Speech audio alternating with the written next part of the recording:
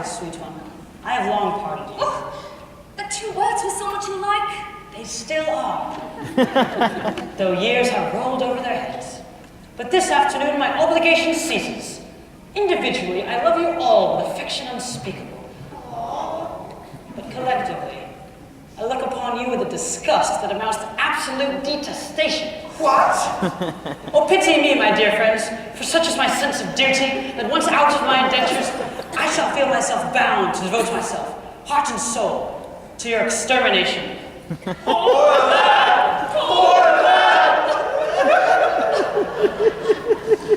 Well, Frederick, if you conscientiously feel that it is your duty to destroy us, we cannot blame you for acting on those convictions. Always act in accordance with your conscience and face the consequences. Besides, we can offer you but little temptation to remain with us. We don't seem to make piracy pay.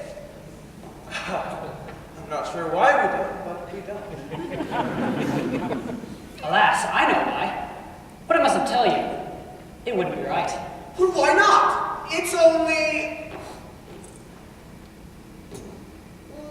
11:30, and you're one of us until the clock strikes 12. True, and until then you are bound to protect our interests. Here! Well then, it is my duty as a pirate to tell you that you are too tender-hearted. For instance, you make a point of never attacking a weaker party than yourself, and when you attack a stronger party, you invariably get thrashed. Well, there is some truth in that. Then, again, you make a point of never molesting an orphan. Well, of course, we are orphans ourselves and know what it is. Yes, but it has got about. And what is the consequence? Everyone we capture says he's an orphan. The last 3 ships we took proved to be manned entirely by orphans, so we had to let them go. One would think that Great Britain's mercantile navy was recruited solely from our orphan asylums, which we know is not the case. But, hang it all, you wouldn't have us absolutely merciless. There is my difficulty. Before 12 o'clock I would, after 12 o'clock I wouldn't. Was ever a man placed in so delicate a situation? And Ruth?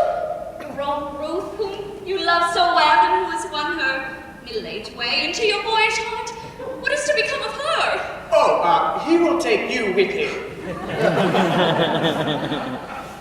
I feel some little difficulty about you. It is true that I admire you very much, but I have been constantly at sea since I was 8 years old, and yours is the only woman's face I've seen in that time. I think it is a sweet face. It is.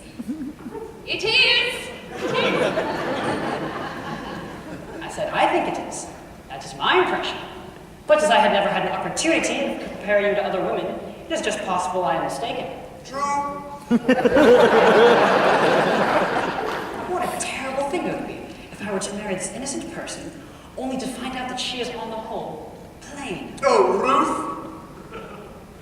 Ruth is very well. Very well indeed! Yes, there are the remains of a fine woman about Ruth. Do you really think so? Well then, I will not be so selfish as to keep her from you. Justice to her and in consideration for you, I will leave her behind. No, Frederick! This cannot be! Your rough men will lead a rough life. However, you're not so utterly heartless as to deprive me of this inestimable treasure for all the world holds dear. In fact, I believe I would be right in saying there's not one man here who would take her from you. Not one! No, I thought not. Keep thy love, Frederick. Keep thy love. Very good, sure. Well, Frederick, it is the top of the tide, and we must be off. When the process of our extermination begins, may our deaths be as swift and as painless as you can conveniently make them. I will. By the love I have for you, I swear it. Would that you could render this extermination unnecessary by accompanying me back to civilization. Oh, no, Frederick. That cannot be. I don't think much about profession, but contrasted with respectability, it is comparatively honest. No, Frederick. I shall live and die